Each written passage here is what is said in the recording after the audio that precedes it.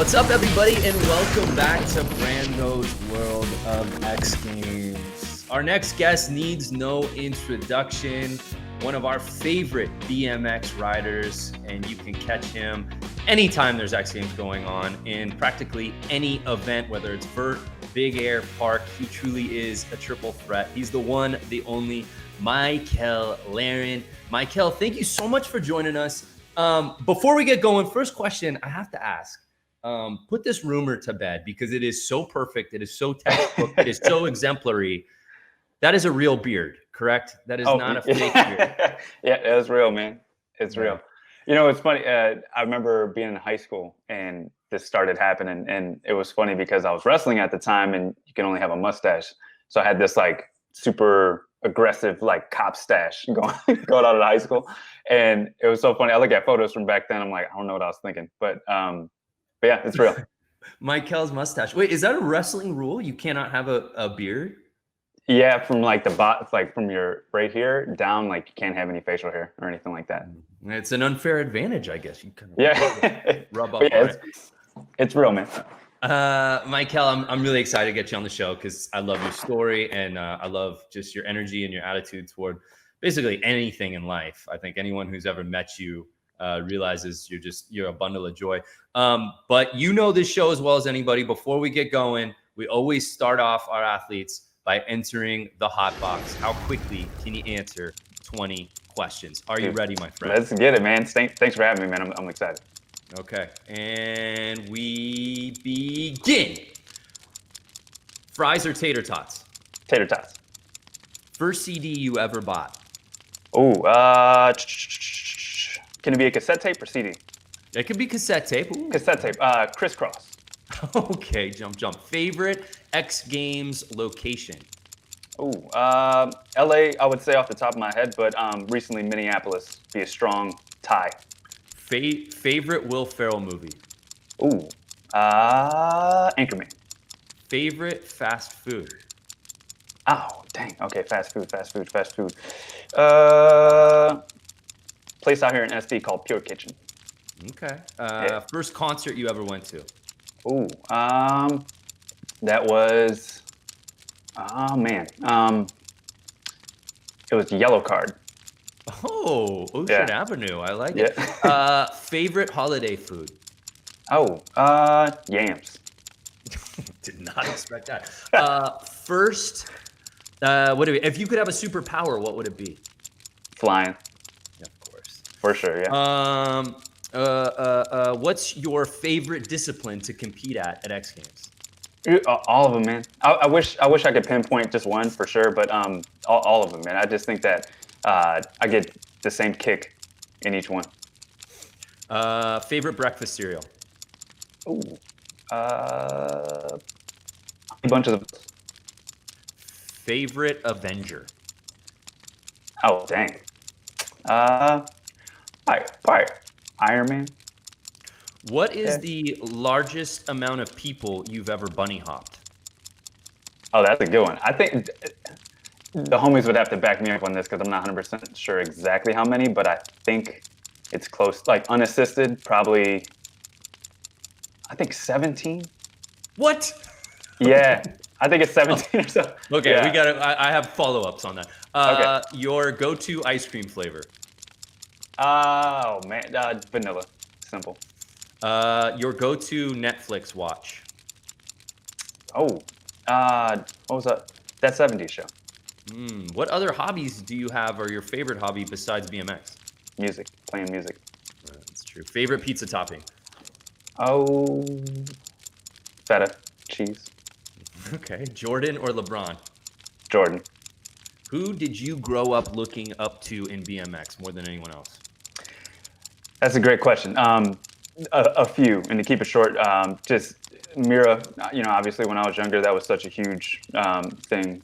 Kevin Robinson, Matt Hoffman, Brian Val, Kevin Porter, Jamie Spritzer. So I mean, I could go on and on with that list, but there wasn't just one in particular. I think it was a culmination of all those guys and what they contributed to BMX at the time.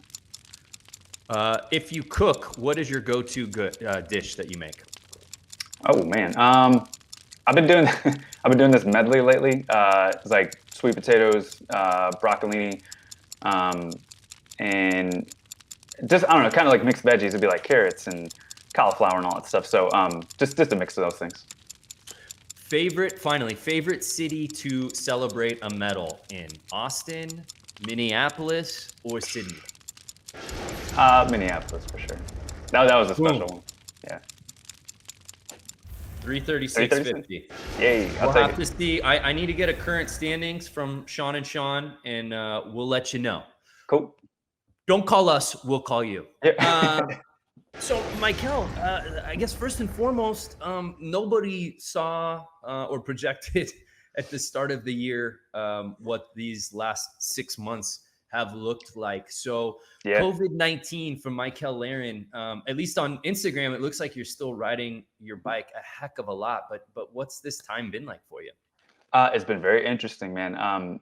In a blessing in disguise, to be honest. There's so much stuff that no one, could have predicted at the beginning of the year, and I believe that it's honestly it's been a pretty split line for people either retracting into themselves or hitting it harder than ever. And I've been grateful to be on the side of hitting it harder than ever.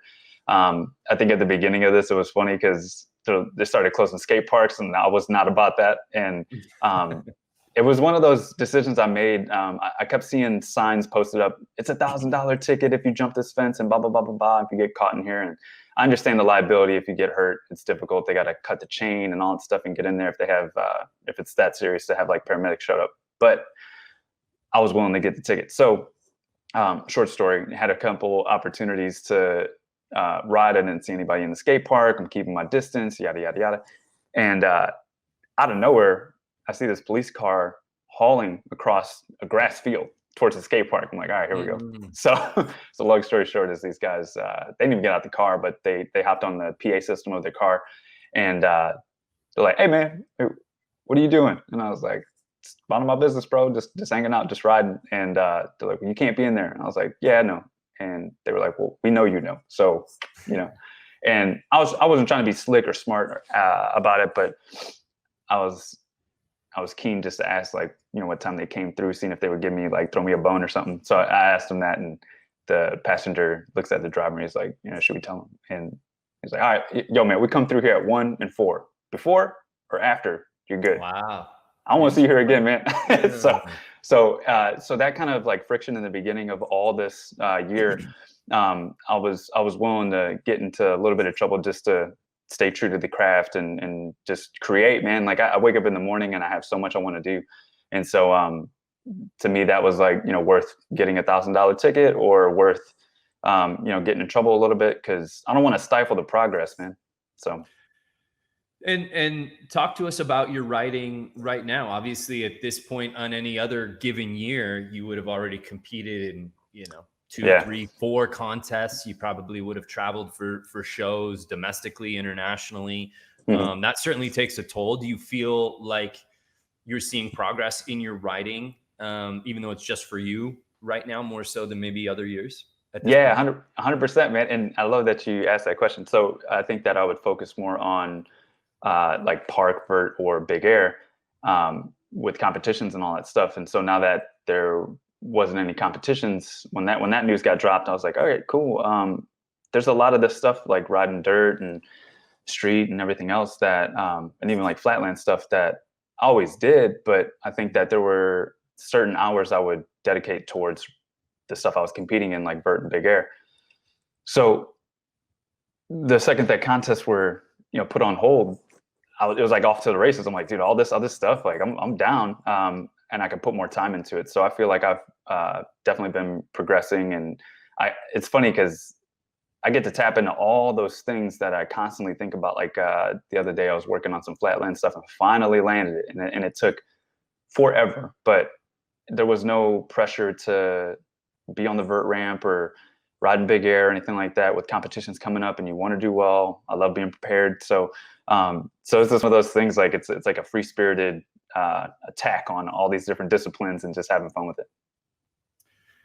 Last time we saw you, at the X Games stage was you, along with Morgan Wade and Ryan Williams, put on perhaps the best show we've ever seen in the history of BMX Big Air, which is really saying something when you think of some of the most iconic moments that have taken place on that ramp. But thanks, man. Yeah, it was obviously, it felt like it could have gotten deflated early when somebody gets injured. Especially when it's your defending gold medalist, it's always like, oh, is everything okay? Is this going to be, vibe check? Like, oh man, this could change things greatly.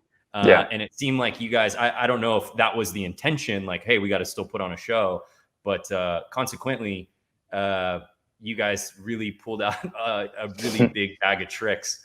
And I'm not just talking about on your bike, but the props you brought in, the ladder, the drop in, things like that. I mean, it turned into just this like entertaining, just unlike anything we had seen before, while still progressively riding this ramp like we've never seen.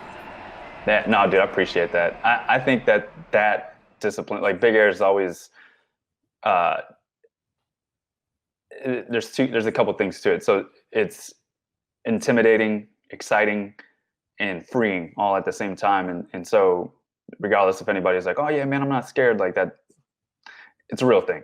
And you're pushing the limit. And even if you're comfortable on the ramp, you're trying to step outside of your comfort zone to do something new or go higher or whatever it might be. So that's the fastest and highest I've ever experienced anything on my bike before. So so with the drop-in section of it, for some reason, as gnarly as that part is, it alleviates all the other aspects of like what's happening. So so for me, say like the 360 in, I'm so focused on that, and the other stuff I know is going to follow. And I'm trying to like push 20 feet on the quarter pipe and all this other stuff. But I'm only focusing on the 360. As soon as my tires land on that 360, it's off to the races again, and it alleviates the pressure or the stress or whatever else can be, in that area. So so with Morgan and Ryan being in the mix too, it was cool because even if they weren't, I'd still be into it. But the fact that they greenlighted that section of the ramp being used was pretty cool. Yeah, it was amazing. It was innovative. And obviously Ryan, we had seen the previous year, and then certainly in Sydney and Shanghai, start to do some things that we haven't seen people do on a bike. And I think I actually remember talking when we had the call at X Games Shanghai with Scotty Kramer and I, and we both wondered, man, this discipline, like, is Ryan Williams, now that he's kind of gotten his feet under him as far as riding the bike on this, is this just going to be his contest to lose moving forward, because he's just doing things, that he's just been doing on scooters, that just traditional BMX riders just haven't really done before. And then that contest, Minneapolis 2019 hit, and it was like, oh no, this is only this is breeding more competitive fire. And it seems like the companionship and the bond is strong, but it's like, all right, you're pushing me to think outside of the box and to better my riding, which is scary to think about when you talk about a discipline like Big Air. Yeah, and I think that there's a lot that goes to that. He's thinking outside the box, and I think that his background, riding with all the people that he rides with, it's definitely always pushing it to the limit. And when he came on board to compete with us, it was cool because he had like a very gracious approach and he had a lot of questions and all that stuff. And I think in the beginning we weren't 100% sure how into it really was, and he started putting more work in and more time in it, and it just it showed, which is cool. So so I just love that he has such a spark for it. I think at the end of the day, this is a marathon for all of us that have been competing for so long, and that sprint race that gets you in trouble sometimes. So if it is marathon mode, then it's like, you want to see everybody progress and do well and be safe about it. So so it's a cool experience, and it's awesome to have him part of the crew. Yeah, we had Ryan on the show a few weeks ago, and I asked him about that, about being, especially that first X Games that he came to, and he just was obviously enthralled because he grew up. For those who haven't, check out our World of X Games episode with Ryan Williams. But for those watching unfamiliar with his story, he's been a professional scooter rider for a long time, and then sort of transitioned into BMX and got the call to compete at X Games. But I was curious because what the temperature was on the competitive field when Ryan Williams does get into the mix at X Games, because you hear some rumblings like, oh, you know, this is the scooter kid, and, you know, is this a gimmick? And I'm not giving this line to anyone specifically, or even saying that these words were said, but there seemed to be that mood of like, you know, we've got guys who are really breaking themselves off to earn a spot here. Did he, you know, put in the time and the effort? And certainly the proof is in the pudding now, as you see the results. But was there, you know, any sense of feeling of maybe not necessarily against Ryan, but more so along your fellow riders, you know, who maybe lose a spot because Ryan Williams, if you want to call it an experiment to get started at X? Yeah, and I won't speak on behalf of the other riders, but I know that just like you said, the temperature of the situation, I think that some people, you know, work day and night, and it takes years to get comfortable to compete at that level. And for people that have any type of animosity or anything like that in that situation towards Ryan getting in, it was one of those tough decisions, I guess, that for him, you could see a spark in it, and he rides BMX, you know, and the fact that he kills it on a scooter too is like, I don't know if they necessarily go hand in hand, and it's one of those opportunities to just see the, you know, proof in the pudding. Like, he's putting in work and putting in time, and I think that it's difficult because there's not like a qualifier. If there was a qualifier and like legit just A plus B plus C earned his spot, bump up, like boom, okay, cool. But there's not a qualifier for that. So it makes it difficult. And I know for other guys that get bumped out, again, it goes back to the competitive nature. It's like, all right, cool. Well, what do I need to do as a rider to assure myself a position to compete in this discipline the following year? And I experienced that through riding Vert or competing in park and all that stuff. So it's one of those things that Ryan's definitely like earned his keep in that light. And again, with the competitive creativity that he has, and just kind of thinking outside the box, it's fun because BMX at the core level can be seen as, you know, a certain I don't know what the right verb will be, or the right word will be to it, but it can be seen as a certain thing. And I think you go outside the box and some people might scratch their heads like, okay, that's different, you know, but at the end of the day, you know, we're trying to have a great time, and competing on that level is a huge privilege. So, yeah. Well, you talk about earning the right, and you know that as well as anyone. You know, obviously you were already a staple in Vert and certainly Big Air, and you have competed at our park qualifier that we've had in previous years at Road Skate Park in Boise, Idaho. And I will say, you know, you were our top ranked qualifier one year in that event.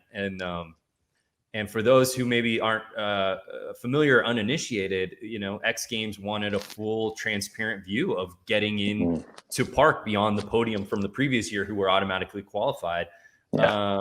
You had already had Vert and Big Air, like I said, kind of in your back pocket that you knew you were competing in. What drove you to say, hey, I want to go out to Boise, Idaho and compete for a spot, and compete? You did, man, because you were the best that day a couple years ago when we did that. No, thanks, man. I think that this was crazy, and I'll try to keep it short. When I was younger, X Games came out.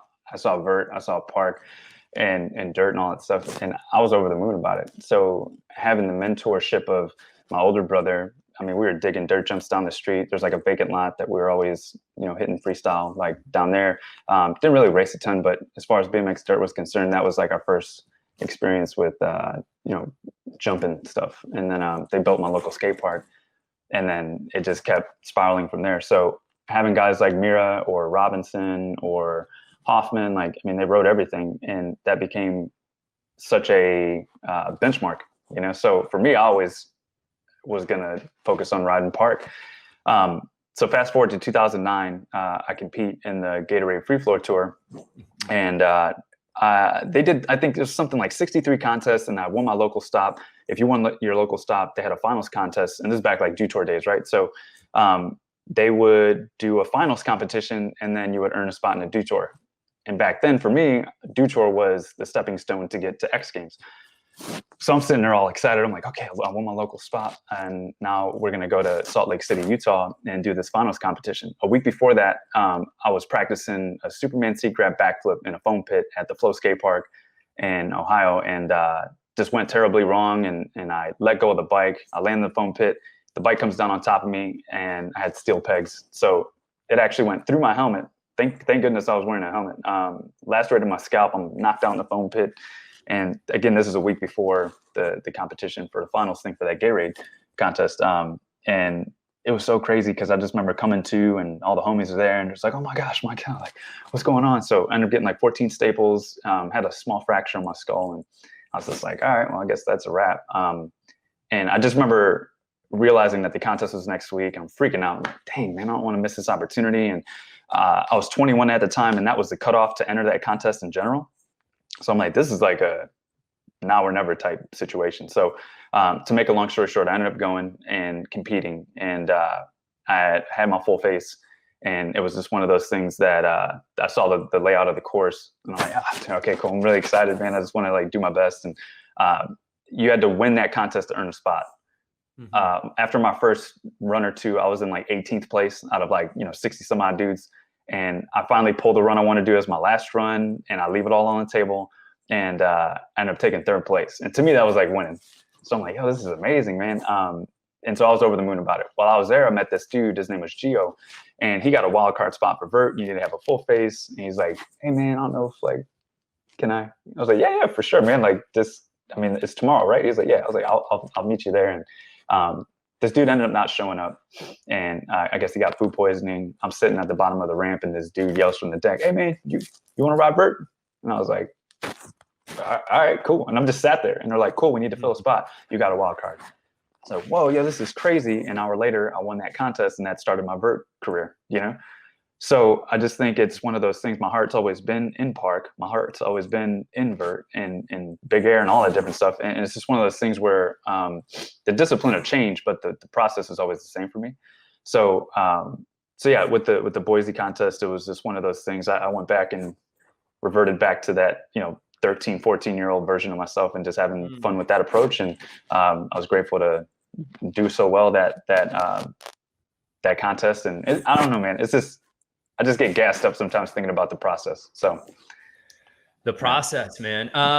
You were featured, I believe it was last year on World of X Games, an episode of Being. Oh yeah. And yeah. it's a terrific episode. And I think you can catch it. If you're watching this show, you're probably watching it on the X Games YouTube channel. So check out Mykel's Being on World of X Games. But you talk about that in the episode.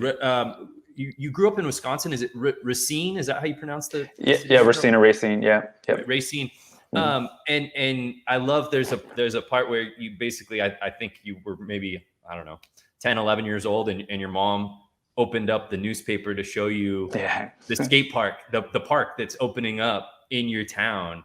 Yeah. And you mentioned just how that just completely opened up your world view of what you're going to do.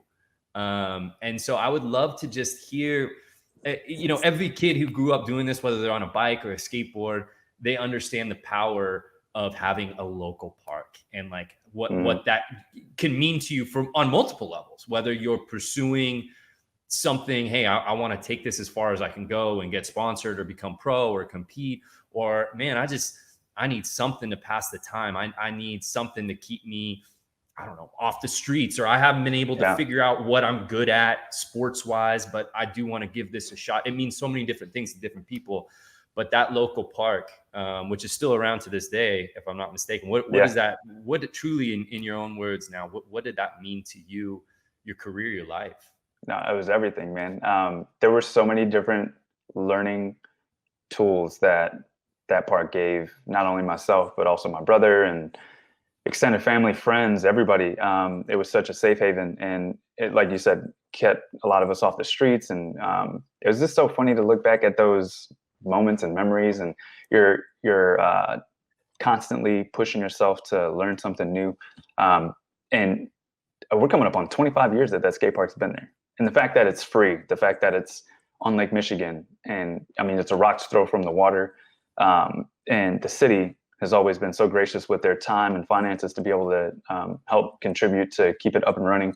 One of the main people that has been such a huge catalyst in that whole process, his name's Kuko Padilla, and I talk about him in that being piece. But Kuko was like 100% like my guru back in the day, and it was just funny because I walked into the skate park for the first time after my mom saw that newspaper clip, and it was funny because I see him cutting a transition. I'm like, that's how you do it. I've been trying to figure this out forever, and immediately it was like, yo, man, can I help? And so it was almost like the rebar for character building, the rebar for the creative outlet that was necessary to become who I am today. And I think that anybody that grew up in that chapter would agree and say the same for themselves. So I wouldn't be the same person without that. Wow, man, the rebar, I love that. Can I use that? I want to start using that for things. Yeah. It's like another word for foundation, but it's like even more like stronger visual. Yeah, for sure. In that piece also, which I didn't even realize, you grew up or were friends with JJ Flairty. Yeah. Who just so happens, it's funny how worlds collide, right? Years later, JJ is an accomplished flat track racer. And he ends up competing at X Games. How wild is that? So crazy. So, it was funny because I remember meeting JJ for the first time at my local skate park in a contest, and that was the first time I'd ever seen. He pulled his first flare, if I'm not mistaken, on the 9-foot quarter at my local park. And I'd heard about this guy a little bit, never really met him or crossed paths or anything. And so meeting him for the first time, most genuine, humble, nice dude ever. And it was so cool just to have reciprocated energy because I was all about pushing it and he was in the same boat. And so it was so rad because then fast forward a couple months and years later and we're touring together and just a wholesome dude that really gets after it. And so when I found out that he had a spot for flat track when that came out, I was so excited because him and I both talked about it back in the day. Like, oh man, it'd be so cool to compete in X Games on that level and just to push it like these guys are pushing it. And man, what if one day ... And now we're doing it. It's so crazy. And his first time competing, he won. It's like I can't believe that came together as it did. So JJ is such a rad dude, and grateful to have him as a friend for sure. And some of the best style. Just 100%. His kit, his gear, man, that he rocks when he's riding. I love it. He's dialed for sure. Yeah.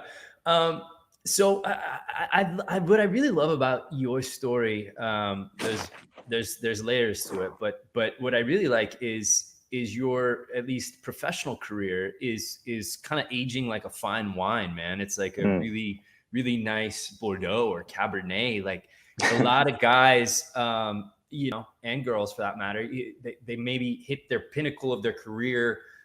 They get on the X Games radar, maybe in their mid to late teens. And then by the time they're in their mid to late 20s, there's already this like crop of young athletes. And you can see it across discipline.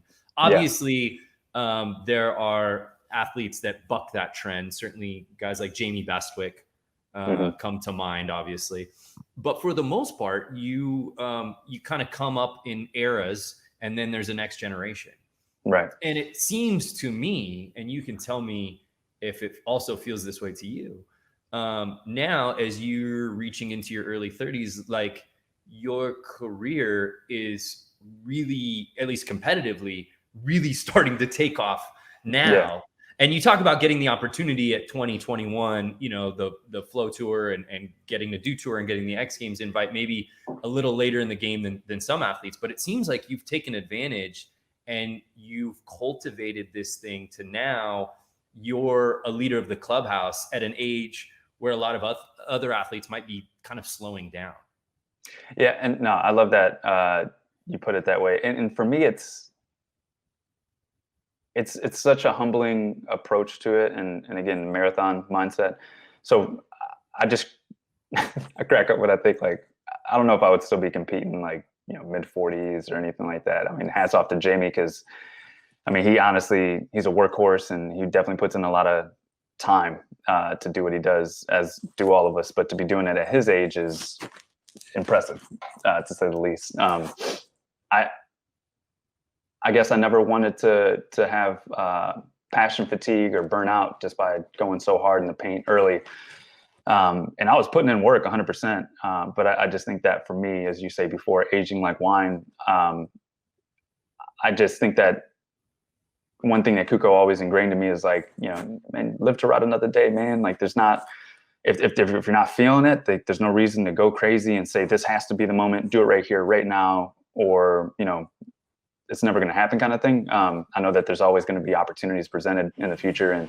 And for those moments where you do put it all out there on the line, say for instance, like last year in the Armory, riding Vert, trying that triple down whip, I was willing to crash and burn. And it's in that moment where you just roll the dice. And it's worth it, if you're feeling it. If you're not feeling it and you still roll the dice and stuff goes bad, you kind of kick yourself later for it. So I think it's just taking calculated risk and pacing is the biggest thing for me.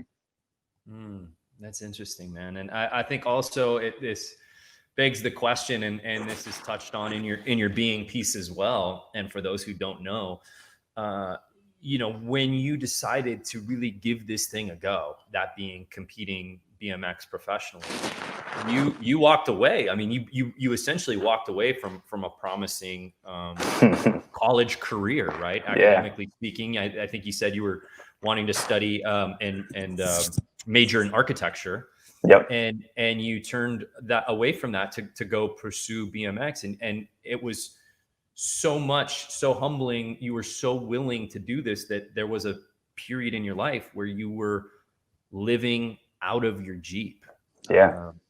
What was that experience like, looking now at what you've obviously achieved? Obviously that was always the goal and the hope, but man, there had to have been times where you're, falling asleep in your vehicle because you got no other place to stay, and there had to be some doubt there. I think that was the dopest chapter. Like I swear, every ounce of it, man. Like to chase something that you are, like, I don't know how to explain it. Like I was wired with it. You know what I mean? When I just from such an early age, just enthralled with BMX and action sports and all that stuff. And yeah, architecture would have been the safe route. Architecture would have been a surefire thing. But once I started looking down that pathway, I realized that I was a dinosaur. I learned drafting, doing it by hand. Computers were coming into the mix, taking over, and I was not proficient at that at all. So as I started to dig a little bit more into that, I realized that I was going to have to shift a lot of my energy. And the more I thought about that, I realized that there was going to be a ceiling that I reached with architecture, and that the only way I'd be able to go around that and really create would be having to open my own firm. And then still too, it's that passion and that labor of love was going to max out, I guess, at some point. So once I fast forwarded in my head, I realized that I would be way more regretful if I never chased the BMX thing. The books and the schooling, that's going to be there. And I'm not saying drop out. School is great when it's applied in the right areas and you're passionate, you're driven towards those things for sure. But I just knew that at the end of the day, if I'm 80 years old looking back at my life, there's no way I would have got the character that I have now if I would have stayed in architecture.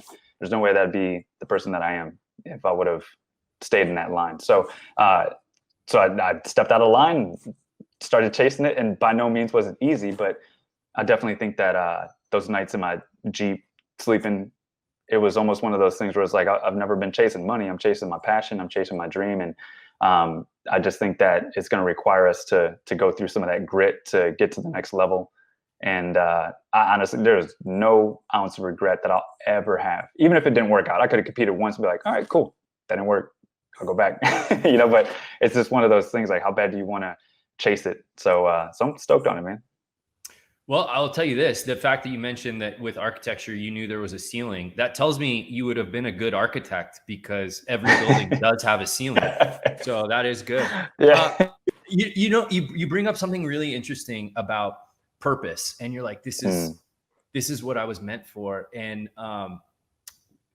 we just unfortunately lost Chadwick Boseman, who, I think anybody who watched any of his films or saw him in interviews realized what a powerful voice he was and what a presence he had. But I remember actually seeing this. You had posted, I think, right after his passing. It looked like it was a commencement speech at a college. And that was his message, was purpose. And what drives you? What is that singular purpose? And just talking about it now, it kind of is bringing chills to me, because I think in life, dude, that's what we all, whatever gender, whatever race, whatever profession, whatever background, that's all we truly long for, right? Is to find that purpose. That's when right. You tell me that story of that being, this dopest period in your life, and you weren't sure where you were going to end up next, and you're sleeping out of your Jeep, the fact that purpose drove you to where you are today, from my vantage point, that's mission accomplished. And I know you might sit here and say, well, I've still got a lot left in the tank, and I still got a lot of things I want to do, and that may be, but it's amazing to watch a journey that could very easily hit a stop sign or got rerouted, and it just seems like the purpose has kind of brought you and carried you to where you are now. Yeah, no, I appreciate that, man. And I'm in the same alignment with that. And it's just, the purpose, everybody, I believe, we're born with something, whatever. I know it's different from person to person, obviously, but we're born with something to gift to the world, and I just think that it's operating in that space. You become the best version of yourself operating in that space and chasing that thing, and whatever it might be. I just get stoked on it, just because I know it, once it's identified, it becomes this constant evolution of character and working towards it, and the purpose-driven actions and time put in, and who you have around you in your circle and all that stuff. And so for me, it was just funny looking back at those moments when I was sleeping in my Jeep, because I wouldn't change it. If I was if I was chasing money, I would have quit a long time ago. It's never been about that. It's never been about trying to be the dude or, famous or any of that stuff. Like that's all so fleeting, So now that I can sit here and know that I chased it down and I've gotten the character from it, like I get to keep that forever, man. Money's going to come and go. Accolades will come and go, all that stuff, but I know that when it's my time, if yesterday was my last day on this planet, come on, man. Like, I've done it. I've chased it down. Like, and yeah, I still got a lot left in the tank, but I'm so grateful for it, man. And the person I've become, that's something that I'm always chasing. It's like, all right, what's the next step, and where's that going to lead me? What road is that going to go down? So to that, yeah, I'm in 100% alignment with what you're saying, and I'm over the moon about it. You were involved with Bikes Over Baghdad for a long time. What was that experience like? Insane. That I remember as a dude. Okay, so we're doing shows, and I showed up, and it was like somebody threw their back out, and they were like, "Yeah, we need somebody to help out." I'm like, "All right, cool." So the show goes really well, and I remember getting a phone call maybe like 2 weeks after that. And like, "Hey, man, not sure if you're free, but we're doing a trip overseas. Would love to have you." I was like, "Oh, okay, cool. Same thing as we did a couple weeks ago." They're like, "Yeah." I'm like, "All right, cool." And I just remember I asked where we're going. And they're like, "We're going to Iraq." I'm like, okay. And then I was like, "Tell me more." And they started like dishing out exactly what we're doing. I'm like, whoa, yo, this is crazy. So when Bikes Over Baghdad started, that was a few guys coming together for this idea to entertain the troops. And it was through Armed Forces Entertainment. And they had already done one trip and got a lot of good feedback from it. And I started on the second trip, and I think by the time we finished that whole series, we had done 15 tours. Wow. So it's honestly, that's another thing. It's like such a life-changing experience every single time. And all those dudes that have been on those trips, I consider family. So talk to us, at a, certainly wartime. I mean, did you feel for your life? I mean, were you scared at all? Obviously you were there, not to serve, but obviously entertain the troops. But going over there is no joke. I mean, were there times where you're like, whoa, this is heavy, man? Yeah, there were a few occasions where, I'll back up a little bit. So I'll have,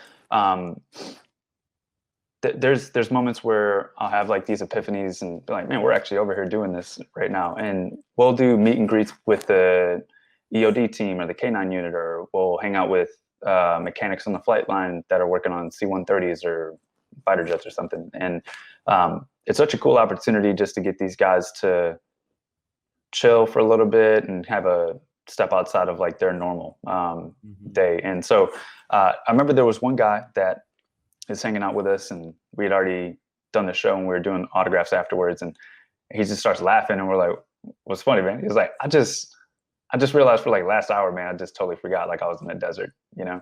And that right there was such a huge moment for us, because we understood that what we were doing was bigger than bikes. You know, it's like this immersion into like their lifestyle and what they're doing, and just something as simple as a conversation is all it takes, you know? So so as far as the fear factor, yeah, there were definitely times where, say, you know, there's like some mortars going off, or other situations. Like we were doing one show, and right in the show, somebody tossed a like coffee can sized bomb over the wire, and it hits his Hummer. And I think there ended up being 2 or 3 casualties that night from that situation. And during the middle of the show, they come on the PA and they call for certain blood types to report to medevac to actually give blood to try to save these dudes' lives. And it was such a horrible thing. And again, we're in the middle of doing a show. We got music playing and all this different stuff. And I would say a third of the show left. I mean, they just got up and started sprinting to go get blood. And we're looking over at the base commander like, well, what do we do? You know? And he's like, just hang on for a sec, let those people go, and then continue. It's like, I'll go, we're still going. They're like, yeah. I'm like, all right.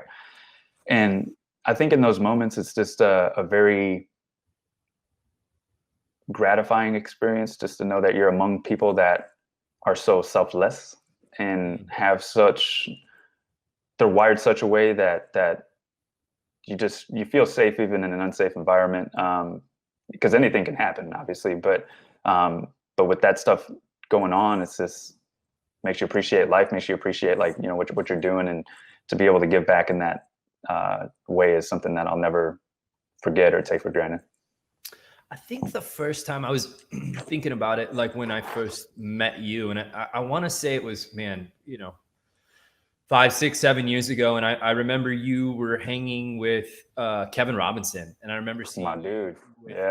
I remember seeing you with K-Rob a lot. And at that point I had known Kevin for a long time. And Kevin, of course, gone too soon, and we miss him terribly, certainly. But you know, you talk about it's just interesting to see him, and I don't want to put any assumptions, but it really seemed like when you guys were together, like, you know, whatever you want to call it, a big brother or a mentor, and it just seemed like he was, you know, you were right there, kind of lockstep with him. And I just remember thinking, man, if Kevin's taking Mykel under his wings, that must mean that this guy is special.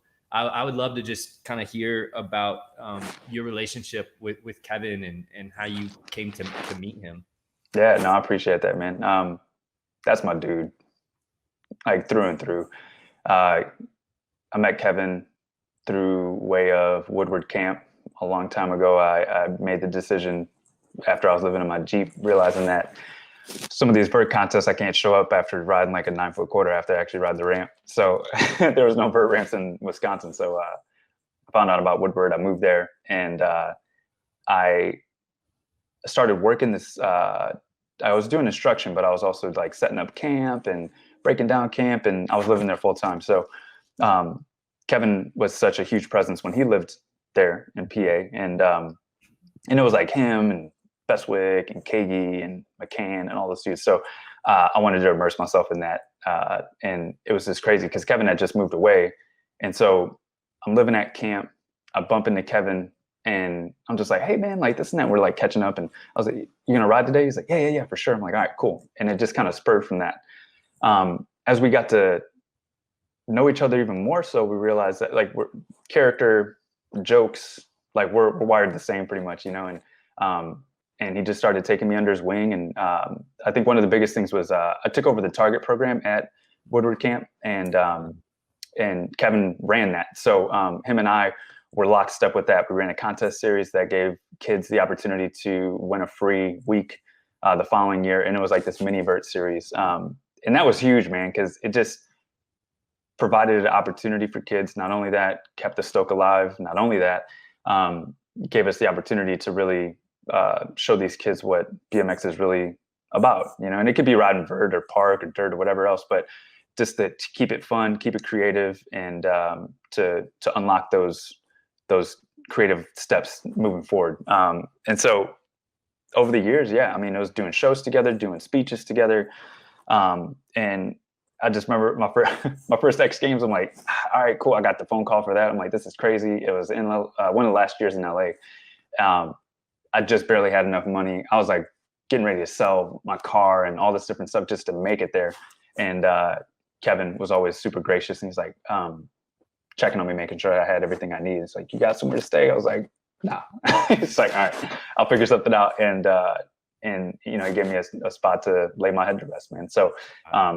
So yeah, I would say it started out as like mentorship and then became family. And I mean, I consider that dude as like such a part of my life, and forever, grateful for his presence and energy. And yeah, 100% gone too soon, but I just know that the stuff that he's left a mark on this world for the better. And I don't know, man, I could go on and on, but that dude's, yeah, it's amazing. And to finish that, I remember the first time I met Kevin, Tony Hawk Boom Boom Hike Jam. I'm doing a show with Division BMX in Milwaukee at the Bradley Center where the Bucks play.